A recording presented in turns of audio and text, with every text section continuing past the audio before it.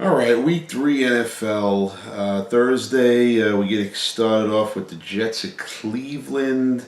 The Jets, even though I picked them, did exactly what I thought they would do last week: is come off a big win, then they play Miami, and then they stink up the place. And in Cleveland, it's such a struggle to get a win. Um, this. Man, I don't want to pick either one of these teams, but somebody got to win this game. You know what? Cleveland's due. I mean, it's time. I mean, enough's enough already. They haven't won whatever it is, 78,000 straight games, whatever. Cleveland will win this game, but I'm not. This game's a toss-up. Moving to Sunday, again, we got a ton of early games Sunday. You make yourself dizzy if you got the DirecTV. We get New Orleans and Atlanta. New Orleans, man, they didn't look good at all on offense last week. I don't know what's going on over there.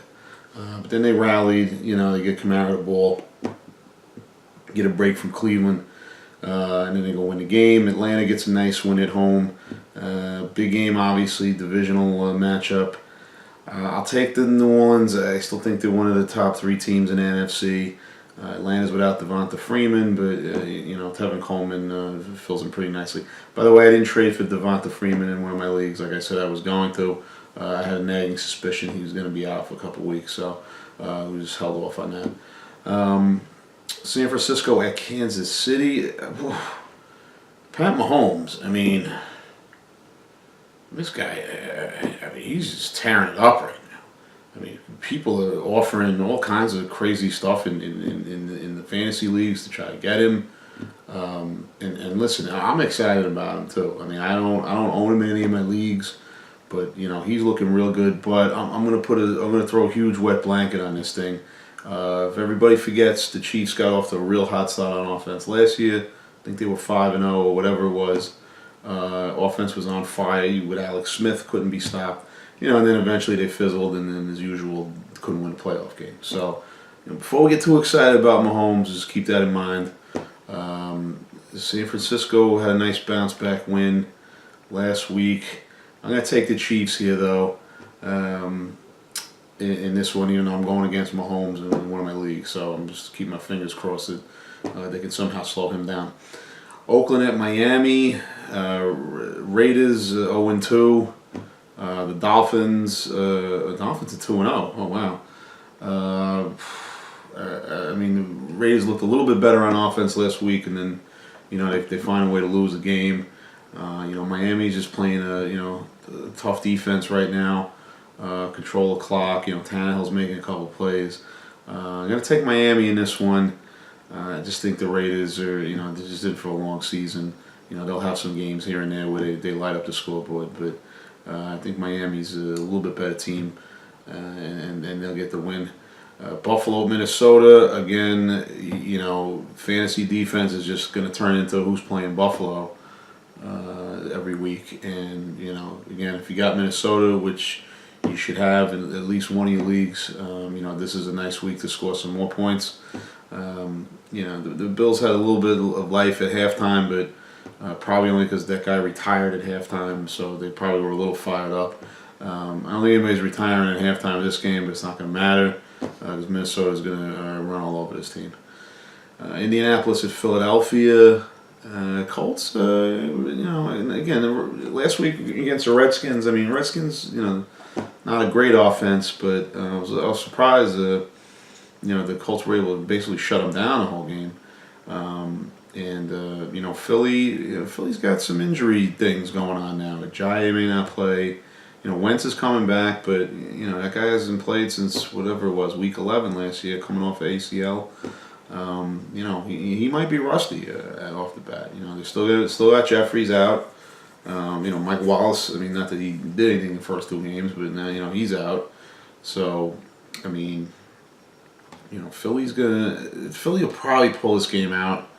So I'll go with them, but Philly better be careful here because they lose this game, they drop to 1-2, and suddenly that Super Bowl hangover ends pretty quickly. So, but I think they still win the game this week. and then we got Green Bay at Washington. Aaron Rodgers, just he's a great ball player. I've already talked about this. Green Bay had a couple of bad breaks at the end of the game. Have another tie. The weird call on Cousins to keep the drive alive after Packers had an interception. They probably should have wrapped up the game, and Crosby misses the field goal after again. Minnesota ties the game, and everyone's like, "Oh, yeah, we're going overtime." I'm like, what are you talking about? You just left Aaron Rodgers 31 seconds. Why would you do that? But they got bailed out because Crosby misses the field goal, and even when Minnesota was lining up for that last kick in overtime, I mean, part of me was like, can Aaron Rodgers go out on the field and block that kick and return for a touchdown? Because that guy is Superman. Of course, he didn't do that, but I mean, can Minnesota get a break and Mike Zimmer get a break with kickers? I mean, yeah, just make a kick, guy. I mean, come on. And people were like, "Oh, they're not going to cut him. They spent a 5th-round pick on him." I don't care. They spent a 1st-round pick on him. I knew as soon as he missed that kick that he'd be selling fake T-shirts outside U.S. Bank Stadium this week, because no way Zimmer's going to keep him on the team. And of course, they get the great Dan Bailey. Hopefully his injury issue from last year isn't lingering, and Bailey. If Bailey can't give them the consistency they need, then the Minnesota might as well just go for 2 every time, because they're not going to make any kicks of any importance. But I think Green Bay will win that game though. How do you end up talking about Minnesota on that? All right, Green Bay is going to beat Washington. Cincinnati and Carolina. Mixon's out for a couple weeks, but Bernard's a nice fill-in. Carolina can't figure them out. Tough defense against Dallas, and then Atlanta puts 31 on them. I want to take Cincinnati here, but I think Carolina will win this game. I think Bengals are 2-0. They're coming off a Thursday game, so they've had a little bit of extra rest. But I can't trust the Bengals to be 3-0, and neither should you, quite frankly. So I think Carolina will find a way to win this game. Tennessee at Jacksonville. We're still early on Sunday. Your head's spinning because you're flipping around for 11, 12 different games. Tennessee squeaked out a win last week. They're 1-1. Jacksonville got a big win against New England. They're 2-0. Divisional game. If Bortles is going to play like this, Jacksonville's going to be tough to beat. Keelan Cole had a big breakout game last week, an amazing catch. Scored a bunch of fantasy points, and they really took it to New England. I mean, there was a brief moment there where you're like, "Oh, here we go again. New England's going to come back," and then Jacksonville squashes it. So this will be a tight game, even though I think Jacksonville's far better. But the Jaguars will win this game. Denver at Baltimore. Look out for Phillip Lindsay. I was fortunate enough to pick him up in 2 of my leagues. Didn't spend a ton of money in either one of them. I'm hoping him and Freeman, Royce Freeman, could be like a kind of mini version of Ingram and Kamara was last year for New Orleans. But this Lindsay kid might be the real deal. He's shown some great skill the first 2 games. Baltimore's supposed to have a good defense. They put up a 0 on defense last week. Not sure what happened there. I think they got hit with a couple of turnovers early, and then a couple of quick touchdowns, and that took them out of it. But they actually played well in the second half. But they'll probably bounce back this week. But this game is a toss-up. I'm gonna go with the Broncos here. I really like that running back combination. Keenum is solid. Receivers are decent. I think both were just missing receivers on the outside. Crabtree's all right, but they don't have a real big threat down the field. So I think Denver goes in there and gets the upset. Giants at Houston Texans. Houston needs to get a win. They're getting the Giants. I mean, outside of Beckham and Barkley, the Giants got nothing. They really, Barkley had 14 catches against Cowboys last week and for like 80 yards. Like that's crazy. The Giants can't move the ball. Now Dallas was in their face the whole game, but Houston, they got a good rush. They got a stout D. I think some Barkley's a good player, I think, but I think the Giants are going to regret not taking a QB in this draft. Because I mean, what are you going to do? I mean, he's got a couple of years left, and he's already stumbling around behind that line. Houston will win this game. I'm not picking the Giants to do anything. All right, late Sunday, we get the Battle of Los Angeles, LA Chargers, LA Rams, LA Coliseum in LA. Tough game. Good defenses. Rams look like an all-time defense right now, although, I mean, shutting out the Cardinals, isn't too hard. There's not a lot of weapons there. Chargers, they kind of took a foot off the gas against Buffalo last week. Try to let them back in the game a little bit, but Rams just got too many weapons. I mean, again, I like LA, the Chargers too, but Gordon might be a little banged up. You could see Rivers throw 3 interceptions in his game, so I'm gonna take the Rams. Chicago at Arizona. The Denny Green 20th anniversary. We thought who they are who we thought we were game, whatever that famous quote is. Bears. The Bears got to get wins like this. They're still a young team. They got a lot of talent. They're going to take a good step forward this year. But these are the wins. They got to pick up these wins here. Because you saw against Green Bay when they go against a good team, they're going to.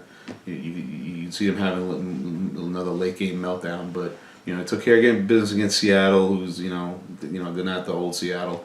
Arizona's just got David Johnson's a great player, but him and 50-year-old Fitz, however old he is now, I mean that's the only options they got. And Khalil Mack's a monster, so Bears should get the win in this game. Dallas at Seattle, basically they're clearing the slate early so that they can give you the national game. Cowboys at Seahawks, late game Sunday on Fox. The Cowboys defense, they were in Eli's face all last week, and they played well in Week 1 in Carolina. So, if they keep playing like this. The only thing is, Russell Wilson, he's tough against a blitz, so, but, the Cowboys are getting, I forget when David Irving to get him back, but, they're just going to be monsters on defense with this kind of rush. And, of course, I'm going to pick the Cowboys, so I don't know why I'm talking about this game. Seattle struggled against the Bears. Cowboys are going to bring just as good a rush. Hopefully they start putting it together more on offense like they did at times against the Giants. So Cowboys get the win. And then the Matt Patricia, Bill Belichick, hey, I used to work for you, now I'm going to play against you game. Sunday Night Football in Detroit. Detroit needs a win, but, New England needs this win too. I mean, if New England would have lost this game, they'd be 1-2. I mean, when was the last time New England was 1-2? I just think I don't know what the record is, but I'm pretty sure Belichick beats up on his former assistants for the most part when he ends up coaching against them. Like was it Josh McDaniel? I'm trying to think of a couple of these other guys. Belichick just likes to whip up on his former mentors, and the Lions are sloppy enough where New England's a team that take advantage of it. I mean. They signed Josh Gordon this week, I think, or they traded for him, whatever. They just got a revolving door, but, it doesn't matter. They have Tom Brady. The Lions are sloppy. So I'll take New England in that game.